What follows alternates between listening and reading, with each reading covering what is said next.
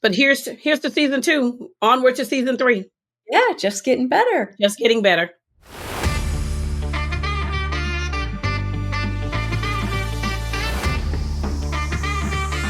Season 2 of Just Getting Better is brought to you by Palm Bay International, a family-owned wine and spirit supplier. Just like our podcast, Palm Bay knows that truly special wines just keep getting better. Their exceptional portfolio represents award-winning family producers from the most exciting wine regions in the world. Visit palmbay.com to find out where to buy. Okay, end of season 2. Yes, ma'am. How did it go this fast? I mean, it's kind of nuts. It has flown by. I know. We have had such amazing conversations with so many incredible women and such diverse conversations. Exactly. Oh, man. I mean, I feel like, talk about just getting better. Just talking to all of these women is making me better. Well, we have to because, I mean, January is coming. I mean, literally, I feel like winter is coming. Like, January is coming. Like Game of Thrones reference? Yes, but here's the thing. I never watched Game of Thrones, but I just know everybody comes. I know everybody's like, winter is coming. I'm like, January is coming. And, 4 years is a long time. Yeah, well, winter is here. I mean, we're in the solstice now. Yeah. No, we're still in fall. Solstice is December. Yeah, well, are. It's December 23rd. You know what? My mind is still in. Some days I think I'm still in November. What month do you think this is? I literally am thinking. I know we had Thanksgiving, and my mind is going to November. Like it's. That's so funny. Yeah, that was weeks ago. I think that we are past the solstice now. So we are officially in the darkest days of the year. But that means the lighter days are coming. That's how, it's cyclical is one of those things. Yes. For me, dark is just light. It's not attitude. It's not, embrace it. Like, soak it in. Oh, no, it's not. I'm sorry. When you live in a place where it's like 18 to 20 degrees, sorry, I'm not embracing it. I'm complaining the whole time until March. When you live in a place where it could actually snow on the first day of spring, I am sorry. I know I should be embracing it. I love Catherine May, who wrote the book Wintering. It's all about embracing winter and all that. I have to refer back to that book a lot because, especially when I have to sit next to one of those lights. Oh, yeah. Yeah, I have to sit next to one of those lights to get enough of the sun to help me not be raging all the time. Yeah. I live in a place where the cold hurts my face. Well, and I think in like December, it's okay. Like as we kind of get into January and then move into early February, it does start to kind of get a bit long in the tooth. Well, I call like this time of year the season of doing the least. Yes, it is. I know you do. Here's the thing, though. Everybody's at the gym on their New Year's resolution, their thing, right? Annoying those of us that are there year round. And avoid it, right? That is another thing. There is an inauguration happening in DC, which I won't be a part of, and I won't even be in town for. So the season of doing nothing, you have a lot of people in the gym, they're on diets, whatever they want to do, rock your boat. It doesn't. So to me, it's a season of doing nothing. Like the whole month of January is like, ooh. And it's interesting because I almost feel kind of the opposite because January is so, bleak's not the right word, but everything is brown. The sky is gray. I feel like I'm like cueing a song here.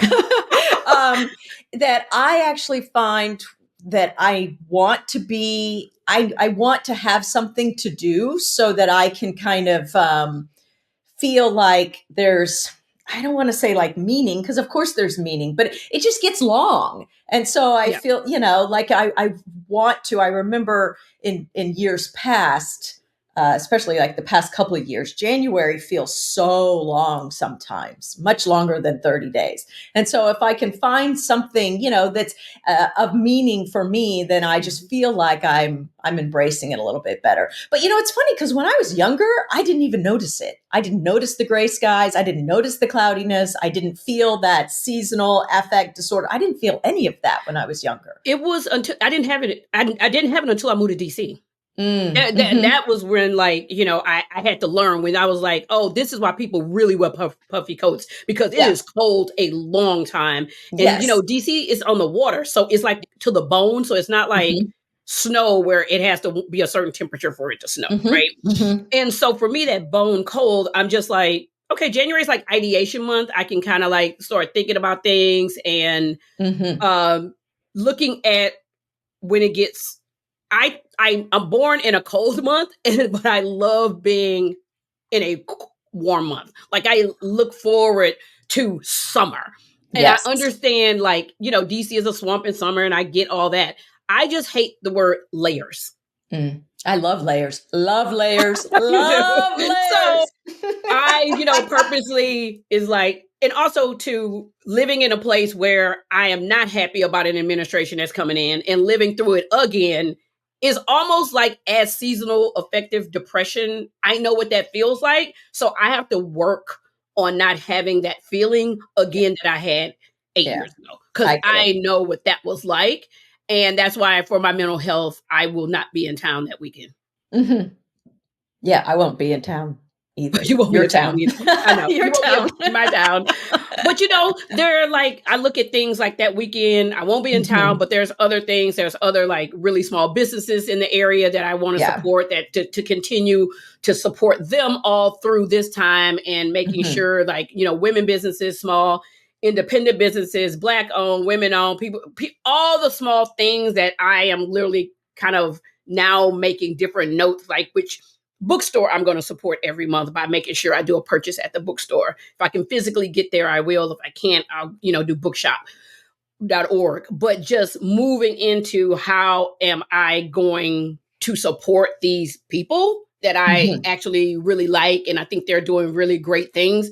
How am I? That's like my January goal, is almost kind of like mapping that out of, like, every month, which small business I'm going to support. That's important. It's Yeah. important for all of us all the time. All the Yes. time. So that's kind Mhm. of like one of my personal goals, and as, like, in continuing to do the least. I mean, like, I'm in the season of the soft life for real. I know, like, there's been a lot of, talk about that, and that's the term I really think a lot of Black women use, but I am embracing that. The next 4 years for me are soft life. Even though Did I you like working, and I think that people think like soft life doesn't mean work. That's not what I'm saying. I am saying, Mhm. because for me, I want to take care of me Yeah. in ways that I haven't. Yeah. And so that's what I'm going to do for now and beyond. Yeah. Did you read, I think I sent this to you from a while back, the op-ed piece that Tressie McMillan Cotton wrote in the New York Times Mhm. back, it was about trad wives and podcast bros and how Oh yeah. that Oh led yeah. to Trump and stuff. What did you think about how she compared soft life to trad wives? I was I think it's a personal choice. I have okay. That's her opinion, and that's why she's Mhm. a great op-ed columnist. That's Yeah, not yeah. my opinion of Mhm. that. I look at it very differently than she does, and I think a lot Mhm. of my friends who I talk to, we look at it very different, because I send it to different people, and we don't look at it the same. I just look like, as part of that 92%, there is part that I'm just like, okay, I'm just going to sit back, and me and my blankie over here are just going to watch this nightmare unfold. And Mm. that's how we take, like, the soft life. Also, it's boundaries. I connected to boundaries in a way that maybe she didn't. So I think it's personal. I think for me, I don't consider it the same as a trad wife, because usually when I think of trad wives, I think a certain aesthetic or a certain look and a certain economic status where a person can stay home and cook from scratch all day if you want to, like, I look at that. I don't Mhm. think soft life to me is the same as that. Well, it's interesting because I had never heard of a trad wife or soft life until you, because I don't spend almost any time on social media. So I don't know any of these hip, cool, trendy things that are happening in the world. But I had this whole conversation back over Thanksgiving with my kids. I don't know, somehow the idea of a trad wife came up. My husband was like, I don't know what that is. And so I told my daughter, explain it to him, whatever. And the thing that she was saying that she thinks is is such a, I guess, fallacy to the whole thing is these are women who are supporting the idea of being a traditional wife from the 1950s. Mhm. And like you said, making everything from scratch and doing everything old school, although those women back in the day were usually miserable, but yet they're doing it in a way where they're influencers, I suppose, about it. Like they're putting it out there and stuff and making money from it. So my daughter's like, the whole thing is a scam because these women are actually entrepreneurs that Exactly. are doing something that they are actually making money from. And I was like, wow, that's, yeah, What I is don't know. interesting because a lot of my conversations, and I will say this, that it's not that I'm on social media. I am on social media. I have a diverse range of friends. Mhm. I have friends from 20s to 80s, and they teach me a lot. The trad wife thing came from a friend in her 20s. Hmm. Like somebody I met through wine, right? So I had to go research it and look it up myself. And then I started, of course, following Jo Piazza, the writer, and she was really, really talking. But it took someone else telling me about that term. Even my friend Claire a year ago told me, "Oh, you're living the soft life." And I was like, "What are you talking about?" So I had to go, you get what I'm saying? So for me, Well, you teach me. They teach you, and you they teach teach me, yes. And it was one. And so once I went down kind of like the social media and then started reading articles, and I was like, oh, they just put a term on just doing nothing for Mhm. soft life. That's in Mhm. whatever you want to call doing nothing for you. But that's where I learned it. And I'm very thankful that I do have friends because they also keep me, I don't want to say hip because I'm not hip, but they keep me up to You're date. so hip. I am not hip, but they keep me up to date. And to me, that is where I like to learn because if I want to be one of those people that knows what's going on. I don't want to be like, oh, I don't want to know about that. Because I feel like I'm in that realm because I'm also caretaking for an 82-year-old person Uh-huh. who said that. And Uh-huh. now trying to go back is kind of like when I'm like, okay, there's an update on your phone. We're going to walk through what this means for your phone. And I have friends who would tell me, I don't really care. And I'm like, you guys, the way technology is moving really, really fast, let's not be the people in our 60s and 70s. It can't work a phone Yeah. because we decide, Yeah. so it's all of those things. So to Yes. me, it's like all those topics, reading those op-ed pieces are just an amalgamation of society too. Like you have sure. Yeah. people who want to do that and you have people who don't. Yeah. Well, that's what I rely on you for those things because I don't, otherwise I would never know. But here's the thing. They're in the New York Times being written about for a reason. Yeah. Well, of course. Yes. I mean, I get it, but it's in a sphere that I'm not in. So I just, Well, I think like you're in the sphere, but you don't want to call it the sphere. So I'm not talking to trad wife. Absolutely not. But you're in the sphere of the soft life. I don't know most people who turn their phone off. And I mean, turn their phone off every night. Well, I got to tell you, you're going to change your mind about that if you go onto Max, HBO, and watch the documentary that, what's his name? Rowan Farrell did about our phones and all the stuff, all the information and everything that's being taken from our phones and pushed out without our consent. Watch this documentary. I think it's called a documentary. Well, one of his main pieces of advice of how to get the malware and stuff off is to turn your phone off every day. And I'm like, I understand that. But I watched the documentary, and here's my issue. Chilling. It's chilling. It's a great documentary. I think everybody should watch it. I think about the times that I have received a phone call and needed to get on a plane for a family emergency. And if I'm in another country, I just cannot turn my phone off. Like when I was gone, like in France for a month. Now I did turn it off every 2 days because I was just like, okay, it has to go, do all that. If something is going on with my aunt, I want to know immediately. So, of course, so I do turn it off. It may not be at night. I may turn it off in the middle of the day and just have everything shut off for about 2 hours, 3 hours. And because I'm physically there, I'm okay with that. But like, to me, it's not called a soft life. I mean, you don't want to call it that, but you live a life of, you have a soft life at night. You turn the phone off. Yeah. You say, hey, I'll turn you back on in the morning. you don't need me that bad, can't help you anyway. So it's a version of the same thing. Well, and I also, I have no notifications on my phone, and I have the no sounds that come off my phone. So my phone could be sitting right next to me, and it's still, I don't know what's happening. And the other thing is, there's like something floating through the air. The other thing that I do is I like the other day in my house, yesterday, in fact, I was away from my phone for hours. I mean, I'm like, I don't even know where it is in the house. At some point, I'll cross it again and be like, oh, there it is. But yeah. But I put all that under soft life. I put all that. That's my version of anything to make you feel better. Yes. Is soft life. Anything that you're like, I'm just going to go and do what I need to do without it. Okay. Soft life. Oh, I like that. I like that because I feel like over the course of this season, I feel like, Julia, I've been misrepresented. I feel like I've created a bad reputation for myself because we talk about how I'm like busy all the time, but I'm not busy all the time.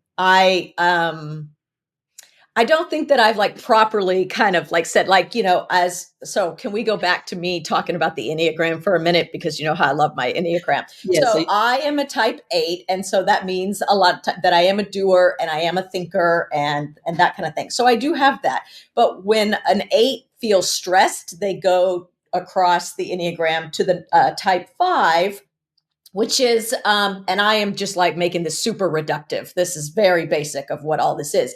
But 5s kind of like pull back from, they're kind of like they can just kind of go do their own thing and pull back and that's how I take care of myself. So when so much starts coming at me that it's like too much, then I will move through that season and then I pull back. I pull back from, and kind of do a little bit of what you're talking about. Like I'll take some time. I'll go work in the yard for a few days. I'll get off of social media. I have a love-hate relationship. I love our audience and I love communicating and I love being in a relationship with people. But I also I'm not a person that's just scanning things all the time. I mean, there was a time where if I had free time in a line, I'd be reading the New York Times. I'm not that person at all anymore, but I was doing that. So I'm not busy all the time. I do take care of myself. I do know when it becomes too much. And, we do have seasons sometimes in our lives where it's just a busy season. Yeah. But once that season comes to a close, that I retreat. That's the word I'm looking. I retreat into doing the things to get myself back in balance for self-care. I'm not just busy, go. That I get exhausted. Well, I tell people all the time, I'm an ambivert, right? I'm an extroverted introvert. Me too. It is like December, January. I am like, don't ask me to do much. At all. Just don't. All I want to do is like stay curled up with some books. Listen, like I love Christmas, right? I love listening to the music, but I like watching the old shows, like Frosty and Rudolph and all that. And moving into January, it was like, okay, what shows didn't I watch that I kind of want to catch up on? So for me, it's real easy. It's just, just, and so if I call it soft life, it just means a life of ease.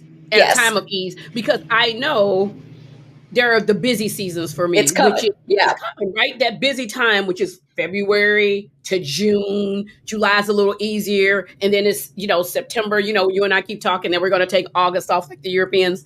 And, right? And so it's those times. So I store up all that kind of like happiness and ease for December and January. And so, yeah.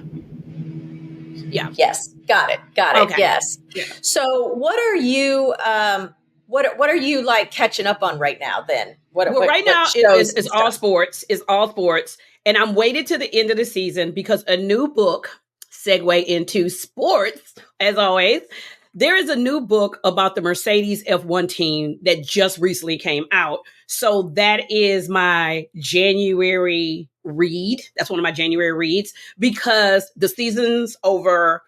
A lot of changes happening with teams. We don't know. We know a few things, but we don't know everything. And as the new season starts, in March, I just want to have this background. Gunther has a memoir that I just realized came out. So I'm going to spend January deep in my F1 rabbit hole, just reading all the books and all the things. And I may rewatch the show, probably not, but I want to read those books. So for me, I'm going to move into F1. And as we, football, our loves are coming to a close. And so, yeah, just taking it all in. And then for May, I'll move into, usually I move into basketball after football, because F1's still a long season. And then I'll move into that. And then I actually like baseball. So I'll move into baseball once it starts to. And all of that sounds great. And yet there's one thing that you didn't mention that I've got to get working on you with. What? Hockey. Dallas Stars. Dallas Stars. You know what I think? I think I just need to come to a Dallas Stars game with you. I think that will do it, because I don't just really go to Capitals games. Like, I just don't, I've been to hockey games. I've been to in-person hockey games, and they are fun. I just don't follow them as much. So I will, you know what? I'm just come to a Stars game. Come to a Stars game with me. Come to a Stars game. Come to a Stars game with me. And talking about F1, it's going to be like next season is going to be very different and very exciting. And then in 2026 is when I think the Andretti team starts with their partnership with Cadillac. And then I heard a rumor that they are thinking about bringing up a driver from Indy, which I thought, I have mixed feelings about that. I will admit, I know there's a lot of, because they want an American driver, which I think is fine, but I'm sure that there are American, young men and women who are in F3, F2, waiting for their shot. There's so few drivers. Why pull someone from another sport? And, I know they're both motor car driving, but they're different. And so I feel like that, I would like to encourage the Andretti Cadillac team to go into the bowels of F3, F2, and find an American driver there. Yeah. Give that person an opportunity. Yeah. In January is also, I'm going to get into the women's driving. I'm going to get into Women's F1 Academy. I want to know all the drivers, all the women. So, but one thing about me, when I kind of go deep in that rabbit hole, I got to spend time with it. So that's one of my research things for January is Women's F1 Academy. Go all in to, and to see where I can watch them, right? On the road. How can I pull them up? So I can actually show them the support as well. Yeah. Yeah. I haven't done a lot of that either. I need to do that too. I would love to have any of those people on the podcast. It would be great. I know there's some F1 female engineers we'd love to talk to. Oh, yeah. I want to talk to Susie Wolf. I'm putting it right out. Susie Wolf. Absolutely. F1 Academy. Absolutely. Susie Wolf is a bad woman, bad mamma jamma. I'm telling my age. So, I definitely want to talk to Susie Wolf. So anybody who knows Susie Wolf from F1 Academy, tell her to come on Just Getting Better Now podcast, because I really want to talk to her so much. I think she's fascinating. Yes, she is. Yeah. She is. She's a quiet strength. So much of that. Yes. Yeah, she's exactly a quiet right. Yeah. Yes, absolutely. Wow. Okay. Music-wise, who are you hoping to see in 2025, in person? I mean, you and I, we went to see Pink. We danced till so much fun. I'm never not going to dance again. We were literally on our feet the entire show. So, I mean, she goes flying above your head and all that great stuff. So who would you like to see in 2025? Well, I'm hoping, I think maybe like you, that the queen bee of all will announce a tour. Yes. Yes. We need Beyonce. I need to put on my Stetsons and my Lou Casey's. I need a cowboy Carter moment. I need it at a concert, preferably in Paris. Yes.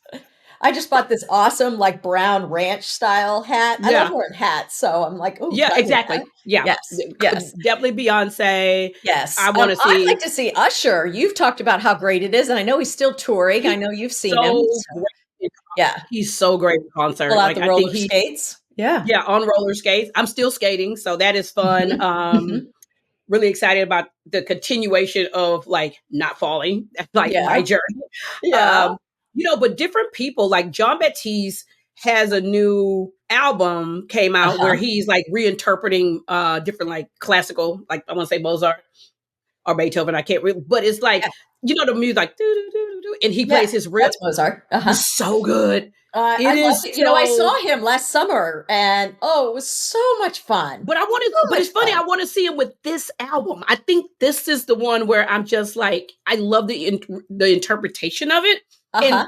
that is so unique because a lot of people don't do that. It's like you took this classical element that we all recognize and you just put this New Orleans mojo on it. I'm like, I want to see that at him in concert. He's And so great. Samira Joy, Yes. singer. Like I Oh, kind of am moving into that classical jazz live I where I love wasn't that. for a long time. It's like, okay, but now I'm realizing, okay, I want the live jazz people.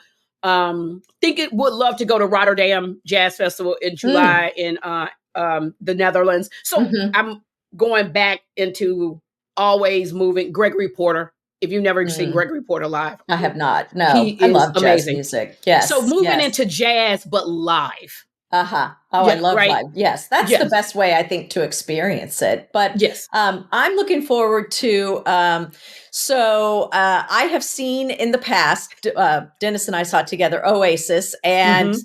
those two brothers. Oh, they're a hot mess, but they're getting They're getting back. they've They're getting yeah back together. they're getting back together. So I think if they come through Dallas, I would see them because they do put on a really good show. Okay. And then, do you know who Alison Moyet is? Yes. From Yaz. Oh Yes. my gosh. I just saw that she was like going to do a tour and Yes. her voice, I used to love, I was a very 80s alternative kind of girl. So Really? yeah. So to see her would be a great experience. I was supposed to see Yaz with friends, Erasure, Mhm. in 2020, but of course it got canceled and then they didn't rebook it from the pandemic. But then I'm also wondering, so The Cure has a new album out, which blew Ooh. my mind. But when I heard the song on the radio, it sounds like everything they've ever done. So I'm happy about that. I was a huge Cure fan. Okay. And I am wondering if they're going to tour. I haven't seen The Cure since the 90s. And I would so love to see. They put on, Robert Smith does a great performance. They're just wonderful. So Okay. I'm hoping, fingers crossed, that they may tour also. Now in here's the thing. 2025. I may go see The Cure with you over Oasis. Ooh. Like I Okay. will go see The Yeah. Cure with you. I get but it. Oasis, I'll be like, okay, Yeah. Yeah. Nothing's wrong with them. But No, I get yeah. it. Yeah. but yeah. The Cure yeah. That would be so much fun. We could do John Baptiste and The Cure and The Cure. and Beyonce. And yes. Oh God, I that would be remember so fun. years ago when I was living in Houston and my cousin, I was like, hey, I got tickets to 2 concerts back to back, one night. She was like, okay, cool. I'm down for whatever. She was like, who are they? I was like, one is Usher. I said, and the next is Josh Groban. She said, oh, I love it. So we went to see Usher one night and Josh Groban the next night. I would so do that. And it was such a range because people were like, wait a minute, what? I'm like, this is how we do it. This is how we roll with music. We just love. How we do Exactly. It. It was a Montel moment. And so for me, I love that just music, it really brings people together. Like I know it's cliche to say that, but it's so many kids who are like discovering like The Cure and all these bands from like our time, like Depeche Mode and all that. So going to see them with you, like Samira, John Baptiste, and The Cure and Beyonce. Oh, we're ready. Well, we're ready. I'll do any live music anytime. I do not listen to country music, but I have been to a Garth Brooks concert. I've been to a Kenny Chesney concert. Like if you want it, like friends going, I will go. Let me tell you who puts on a good show. It's Keith Urban. Oh, he's fabulous. He plays a guitar. He's a concert guitar player. Yeah. I mean, when I tell you he's riffing in the band and yeah, Keith Urban live is on another level. Garth Brooks is too. That. Garth Brooks live is a totally different. Yeah. But Keith Urban is one you should go to. So yeah. Talk about different music experiences back-to-back nights. A few years ago, I saw Jack White, who I love, one night in concert. And then the next night, Tony Bennett. Ooh. And they were both extraordinary. Yes. It's called balance. It's called balance. Yes. One was rocking out at a bar in Deep Ellum, Dallas. And then the other one was at the Meyerson Symphony Center. And it was a great, what more could you ask for? Yeah. It's always a good time. I love music. I mean, I think there's such great music coming out right now. There's such great TV right now. Mm-hmm. I mean, you and I both agree. If you are listening to this, watching this, and you haven't watched Cross on Amazon Prime, I'm not going to tell you to pause this. I'm going to say when we're done, go watch Cross. Yeah. No, don't pause this. Just watch it when we're done. No, I'm not going to say pause it. But for me... But I have a question for you about Cross. Yes.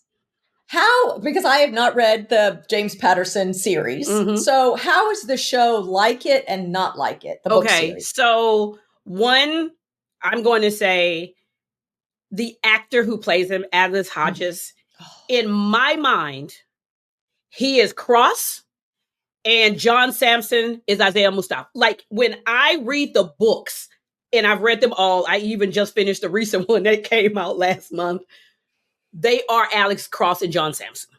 Nice. And the fact that it takes place in DC and, you know, a lot of, I mean, of course, with any show, they're all not shot in DC, but given homage to Ben's Chili Bowl, the setting of that notable in DC, a lot of people know it. And for me, in my mind, I always wanted that series to be, that those books to become a series because I loved, you know, from years ago when Morgan Freeman played the character. But I feel like even though other people played Alex Cross, Aldous, to me, reading the book now, right after I watched the series, is like, he is Alex Cross. And they did a great job in casting Nana Mama and the kids and just the whole DC, you know, like, to have Backyard Band, which was the band that's played in the show, that's actually a DC band. Cool. To incorporate DC in ways, you know, some people I've heard was like, oh, it's not enough. I'm like, you can't get everything in one season, right? You too much. Well, they're not trying to. But they're not trying to. But to me, all the cast, they are Alex Cross. That is the series. I am so glad that, you know, the writers that, and the music, right? Like, I went on Spotify immediately, like, where's the soundtrack? Where's the soundtrack? Where's the soundtrack? It's a great soundtrack. Yes. And so, you know, the soundtrack is great. And I am so happy. #1 series worldwide, like worldwide watching. And they're already being greenlit for season 2. Nice. Well, and is Ryan Eggold not like so good at like... First of all, he's gorgeous. Whew. I mean, oh my gosh. So creepy. He's so good at being the nice villain, you know? Yes, he's a great villain. Now it makes me want to go back and see other things he's been in. Oh, the Blacklist? Yeah. See, I didn't watch the Blacklist. Yeah, he was really good in the Blacklist. Okay, see, maybe I can go back and watch that now, but I'm just excited. You and I both liked Cross, and we have, you know, Lioness. Ooh. Okay, so here's the thing. I got to tell you. So I've never watched Yellowstone. I know that you've watched Yellowstone and some of the spinoffs and stuff. I have no interest in watching that show. But and I had never watched Lioness, just started season 1. Oh, okay. And also watching Landman, just started season 1. Obviously, it just started just a while back. So I'm having a hard time with these shows. And I don't know anything about Taylor Sheridan. I don't have any issue with him as I don't know anything about him other than he's from Fort Worth. But all of the characters are so contemptuous and so snarky to each other. Even those that claim to love each other, even those that claim to, the way that they interact with each other, I'm like, why are these people always angry all the time? And then the way that women are depicted, they're either dumb, floozy bimbos, or they're masculine. And I'm like, I don't know. I mean, we're still watching it, but look at the role though. But okay, we're talking the role. If I am a covert CIA person, how am I supposed to be as a woman? Yes, but other women have been depicted in other shows where they are that. And yes, there's some of that for sure. But are you watching Landman also? Yes.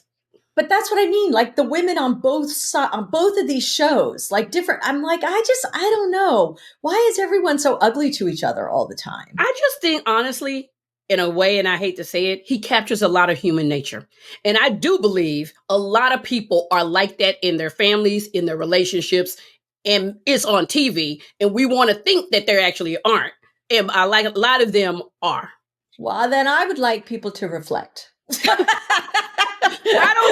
don't think people are in there trying to say, "Oh, I'm doing my best. I'm going to therapy." They are not doing that. No. Like, well, and I can default to contempt, and I actually spent a year, like once I became aware of that in myself, I spent a year acknowledging it, looking at it, seeing it, and then focusing on dialing that back. And so now maybe I'm a little bit more sensitive to it, because I can be very contemptuous, but it's such it's ugly. It's ugly. It is. Character. I know, but what I'm saying is, I think it's more people like that who are not doing the work to unlearn all that than the people in it. He's just putting it in a TV show.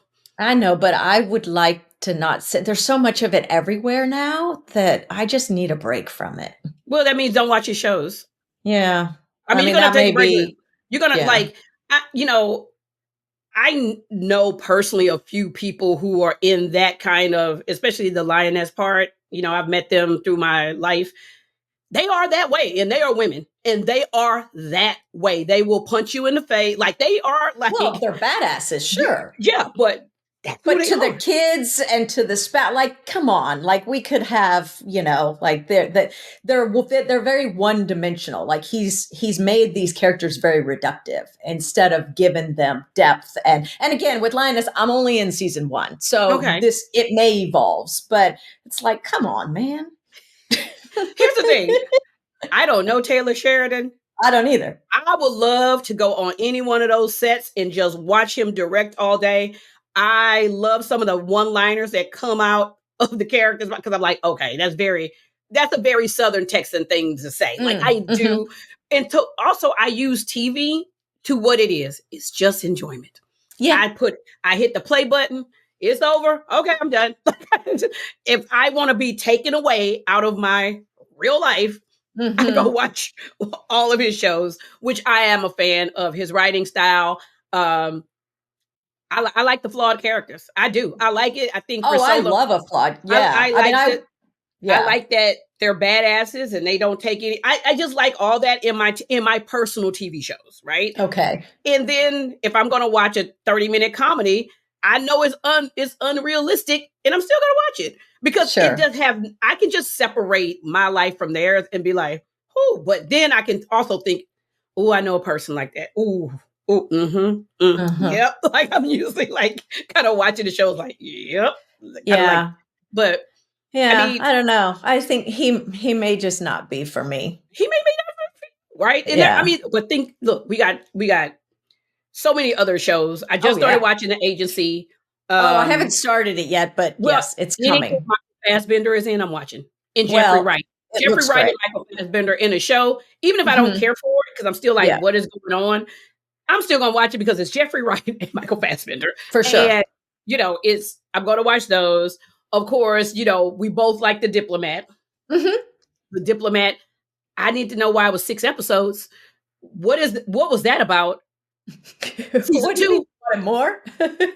It should be 8 to 10 episodes. The first season was. Why giving us 6? But it was packed, too. It was packed. And see, that's another one. Like, they're snarky and they're contemptuous, but they're not that way all the time to everyone. So, people are not one-dimensional. Hal is. Let's call Hal. And I love him in it. Yeah. But he's great. Yeah. And we've watched Before. That's a very interesting show. Yeah. I haven't seen that one. That's on my list because I know you watched it. And I am disclaimer. I am watching that with Donald. So we're going to start it together on the TV. Because remember I told you I tried to watch it on the plane and I was like, oh, no, this is not happening. So we're going to watch it together. So I'll let you know we're done with that. That's definitely on the list. Okay. And your favorite one that's coming out December 13th. I mean, no, did it come out? No, it came out. Which one? Which is my favorite? The Nickel Boys. Oh, the movie. Oh, yeah. I didn't know we were going to movies. Oh, yes. Oh, yes. Yes. That book. Yeah. Colson Whitehead can write his. He certainly can. He is just magnificent in his writing. But that book in particular, I mean, I want to see the movie, but I don't know. That's going to be, I haven't seen it yet. And it's going to be a tough to bring those characters to life, like, what? I'm one of those people. I go see movies, but I like also watching, like listening to the director and the actors talk about, and, maybe if you pre-watch maybe some of his interviews about it, maybe it would help you prepare me. prepare you, because I always say the movie is never as good as the book in very rare occasions. Very rare occasions. But I don't take it away from the movie. Yeah. I just go, thank you that for putting that on the screen that I can watch it. And all the rest of it. Because I just don't go in. There's no way you can pack Nickel Boys into a movie. I mean, no. It would have to be like 10 hours. Yeah. Yes. Yeah. No. But I think because it's Colson Whitehead, I think you would benefit from watching a few of his interviews before. Okay. And I will do that. Yes. Yeah. Yeah. He's magnificent. Did you see Gladiator 2? Are you a Gladiator person? Did you? Yes. Are you not entertained? Of course I'm a Gladiator. The first one is one of those movies, I always joke about how, I don't watch a lot of like chick flicks. I mean, I'm like all about like, Lord of the Rings. Don't even get me started. But Jason Bourne, all of it. But Gladiator is one of those where talk about a rainy day, sitting down, flipping on the TV, going through channels. If that movie's on, I will stop and watch it. Yeah. It's just that good to me. The second one, I felt, was a good movie. Yes. But it is not the movie that I'm going to stop and watch on a rainy day 10 years from now. Gladiator 2. I went to the theater because I wanted to see it in the theater first. Yeah, we did too. We went opening night. I went the next day. Okay. Like 30 after. Here's the funny thing. I don't like seeing movies in the theater at night. Okay. I'm used to where in DC, there's a certain theater, they start showing movies at 9:30. Oh, wow. Okay. 9:30. I don't want to hear people. I don't want you next to me. I just want to go by myself. So I saw it. I thought Denzel went Denzel as he does. And Denzel, like literally the first part, but when it's a part in the movie, if you haven't seen it, Denzel just goes Denzel. And I was like, now this is a movie. Yeah. He's so great. He's so great. He's so good. Yes. Yeah. So that was great. Now, Wicked. Ooh. Wicked was what I wanted Gladiator 2 to be. Because I saw it with my daughter on the opening weekend matinee Sunday afternoon. People were clapping throughout the movie. People were hooting and hollering. And I kind of thought opening night, Gladiator 2, 25 years later, this, come on, Ridley Scott. And it just, people just watched it and got up and left. And Wicked was the experience that I thought that they both would be. Wicked was fabulous. Wicked was so phenomenal that I went back and I went on YouTube and just started listening to Cynthia Erivo sing. I went back and saw these clips, and there's one where she is singing and Misty Copeland is dancing, doing the ballet, and I'm like, the acapella. And I was like, get this girl her Oscar now. Give it to her. Let her have it. I don't want to hear anybody tell me anything. I'm actually going, it was so funny because I was talking to a friend and she was like, so are you singing the soundtrack every day? And I'm like, yep, absolutely. And I remember seeing it on Broadway with Kristen Chenoweth. Like I remember going and seeing it, loved it. I know Wicked 2. Idina Menzel. Yeah. Yeah. Coming out next year. It's part 2, of course. Yes. I am here for all things Wicked. Wicked to me on the screen is like the new Hamilton, where all my friends are listening and learning the soundtrack. Yes. They're here now. They're like, I didn't even know about this book. I went to the theater. Like a lot of people I know didn't know about the book. They didn't see it on Broadway. They went because they are fans of just musicals.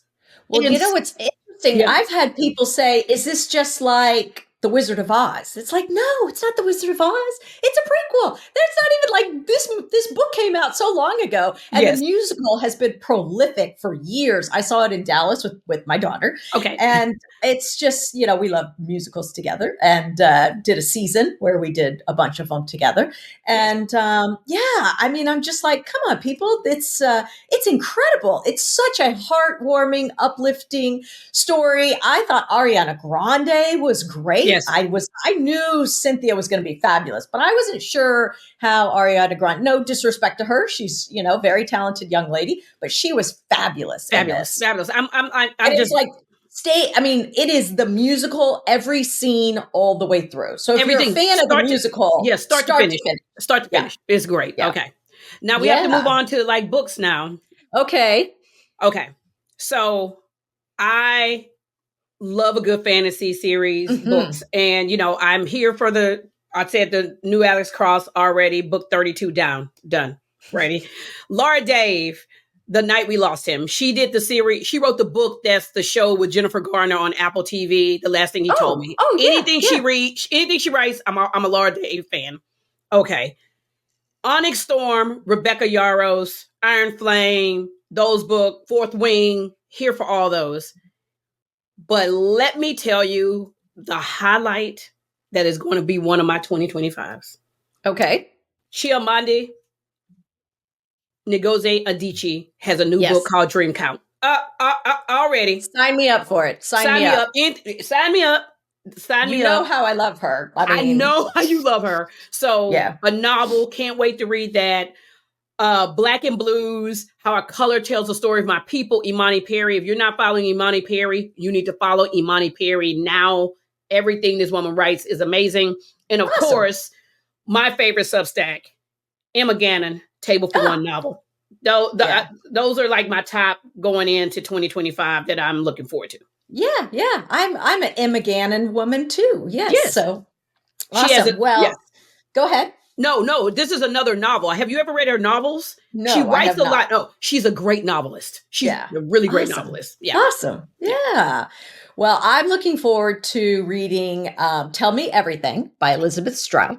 Yes. And The Message by Ta-Nehisi Coates, which I've had sitting on my desk for a minute. And now that, busy season is, I will have some time to dive in. It's very rich. It's one of those. I love listening to him. Yes. You should listen to it in audio too. Oh, should I? Okay. Because I have the book, but I would love to hear him read it. Yes. And then also, so I have a question for you. Yes. Many years ago, I was in a book club and I read a book that's out of a genre that I don't usually read. And it was The Watchers by Dean Koontz. Mm-hmm. It is a thriller. I think it may even be maybe horror. I don't know. It's not a horror book. It's because he's kind of in the Stephen King genre, you know. But it was not a horror book at all. Have you ever read this book? Never read a book by him, so I cannot help you with a Dean Koontz book. Okay. Well, it doesn't have to be Dean Koontz, but what's a good book that's kind of in that genre, that's suspenseful, but not horrifying, not terrifying? Because I'm not a Stephen King reader. So no, I'm not either. Okay. We'll have to do some research. Or if someone's listening, just please give me reach out to us. Let us know a good book that compares to like Dean Koontz, The Watchers. The Watcher. Yeah. It's a great book about a golden retriever. And there's just it's a fantastic book. It's really good. So I recommend that one to anyone who hasn't read it, although it came out in like 1987, but it's so good. So, and then the other book that I'm excited to read is, Let Them by Mel Robbins. The Let Them Theory by Mel Robbins. Yeah. She's anything Mel writes, we're gonna read. Yeah, we're gonna take that in, not just read, but like take it into my spirit. Oh, of course, you have to take her in. It would be great if she would come on our podcast and talk to us when she goes on her book tour. Ooh, let's see if she's in Dallas, and maybe if the stars align, I could be in Dallas. I don't think she's coming to Dallas next year for the book tour. At least that's not already on her dates, but I can try. So maybe she'll go to DC. Maybe she'll come to DC. Well, I mean, we're not far from where she lives. We're on the East Coast, so yeah, absolutely. So I would love to take that in. All right. So we've got some good stuff to do over the as we're preparing for 2025. Yes. So goal affirmation. Are you one of those affirmation people? Are you a resolution person? I'm not a resolution person, but this is what I like to do. I will kind of ruminate. For me, I'm a prayerful person, so I pray and try to pull a word for the year. Mm-hmm. So as I go into the next year, I try to have a word like present itself to me, and then I try to carry that word and throughout the year. And then I don't do resolutions. I like to reflect back on the year that has just happened, and the blessings and the successes and the growth opportunities and that sort of thing, and then move into the next year. Try to be conscientious about it, try to be intentional about it, take my word with me. I actually have a friend shared with me a while back some questions to ponder at the end of the year. There are 15 of them, and so I won't go through all of it. But one of the things that I learned a long time ago from John Simone is the key to wisdom is knowing all the right questions, not the right answers. And so there's certain questions like when I get my word, what does the word attract? Why does it attract me to it? And how can I live that word in the following year? How can I stretch in 2025? What do I want to look back upon in a year and have a sense of accomplishment and joy? So at the end of 25, what do I want to look back on and accomplish? If I were to die in the next year, what would I leave behind from that year? Things like that. Habits I want to change, cultivate, or delete. How can I make the world better? How can I grow? What impossible and crazy idea, dream is brewing in my heart that I can seek guidance or nurturing for? I think that I can look back on 2024 and see, great thing for that. So just kind of that, just looking through, asking myself questions, trying to be still. I, as we talked about, just mentioning real quick, Mel Robbins, I listened to an episode she did, The Real Reason You're Exhausted. I highly recommend everyone, highly recommend going and listening to that. I sent it to you, and I know you liked it and sent it to others, and I sent it to others. Dr. Camelia Smith, who was on with us in season 1, recommended it to me, and it's very centering. And then also I listened to from John David Foster Wallace, the This Is Water, his 20-minute commencement speech that he does in 2005 to university. It's two 10-minute, and it goes super fast, and just centering myself in all of that, just being present, not trying to avoid, just being present. That's probably the goal that I carry from year to year to year, is just slow down and be present. Well, we make sure to have those in the show notes. Yes, absolutely. Yeah, all those. I am a word of the year person, but I do not do yearly goals. I am a big believer in the 12th week year. I always recommend that book to people, especially small business owners, that I do things based on the quarter. I don't look back waiting for the end of the year. I look back every quarter. Okay. And that is a way, I'm not waiting to the end of the year. I could say, okay, I need to switch this up. And sometimes my word will change based on that quarter. So, I pick that word, now, but then maybe April, that word might change. And I allow myself for the word and even the different goals to change. So I like to do things in quarterly month increments after reading, and goals after reading the 12th week year. Oh, nice. Yeah. I'm not familiar with that. It's great. But check it out. Yeah. It's basically putting all your goals and affirmations in quarters. And then by the end of the year, you've added up and subtracted whatever you have from each quarter. And it's really fascinating. I started it in 2024, and now I love the way it looks. I can't go back to the whole year thing, because I'm just like, Well, I like to reflect throughout too. I mean, we are dynamic people. So if something isn't going the right direction, then you just have to. But you have a lot of people and they struggle with the year thing, because everything is about a new year. It's never about a new quarter resolution. It's never about a new quarter goal. And, one of my things, personal goal is I am a huge swimmer. I love swimming. And to getting back to my master's swim classes, which for me, I love. And when I travel, we have a pool. Most of the places I go to have a pool. I'm always swimming. That is like what I like to do for exercise. Is easier than taking a bunch of gym clothes. And so I am going to go back to the community center that I go to and get back into their master swim classes, because I tell you, nothing humbles you to be Nothing humbles you more than to see an 80-year-old just whooping by you in that lane. It is humbling. I'm telling you, there was a time in my life where I was like, I could do a triathlon, even like sprint distance, running, okay, cycling, okay, swimming, nope, not like that. I love it, and it just reaffirmed. When I went to London a few months ago, and they had a beautiful pool, and they had part of it sectioned off for the swimmers. And a guy there was doing master classes. And I was like, oh, I don't want to bother anybody that they're coming in, they're swimming. He was like, oh, no, let's go. Let's jump in. And I was like, I want to do this more. And so that is better swimming is like the only fitness goal I have is to do more master level swim classes. Great. Yeah. Well, I don't know. I didn't think about a fitness goal. My fitness goals never changed. Just continuing to be able to get up and down off the floor by myself. Oh, yeah. Yeah. But to me, like the swimming thing is I love water. And to me, anytime I'm near water, I am the person that the lifeguard is blowing the whistle. Like if anybody on vacation, they're like, "Oh, Julia's out there." I swim every morning on vacation. Like I don't like.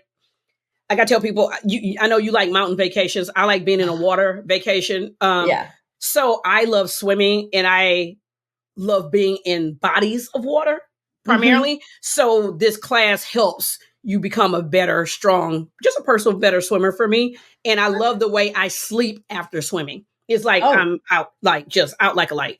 Oh man. In my younger days when we would go to vacations like Hawaii and such and surf, like Dennis and I used to surf. Oh, there's no better sleeping after a day of surfing. Oh my God. And eating too. It's just like, whoa. And it's funny because I did a yoga and surf retreat years ago.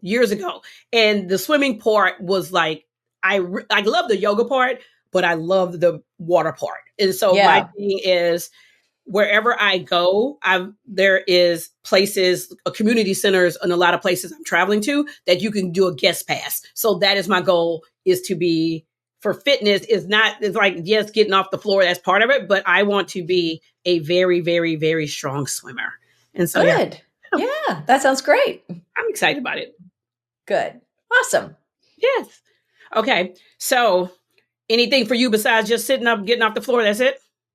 Oh, just continuing to work out with our trainer, hopefully, doing more of that, continuing cycling in the Peloton, continuing the HIIT cardio class. I mean, it's just all the things, just hoping to good things.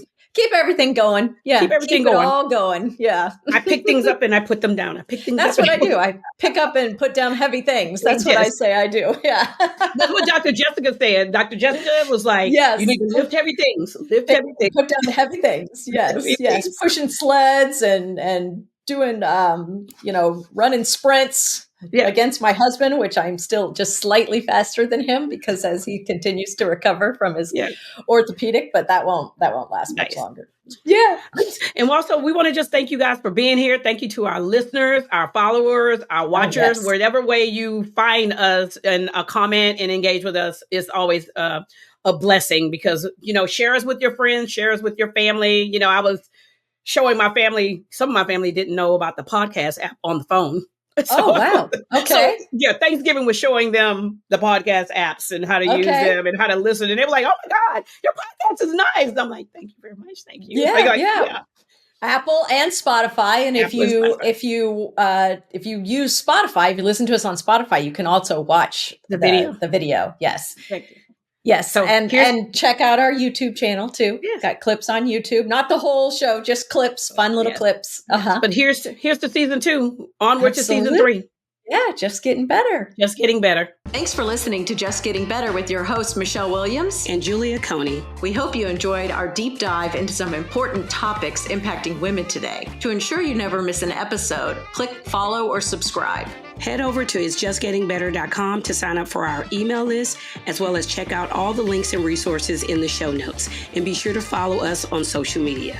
If you love the show, will you please help us build our community by sharing it with friends? Until next time, keep just getting better.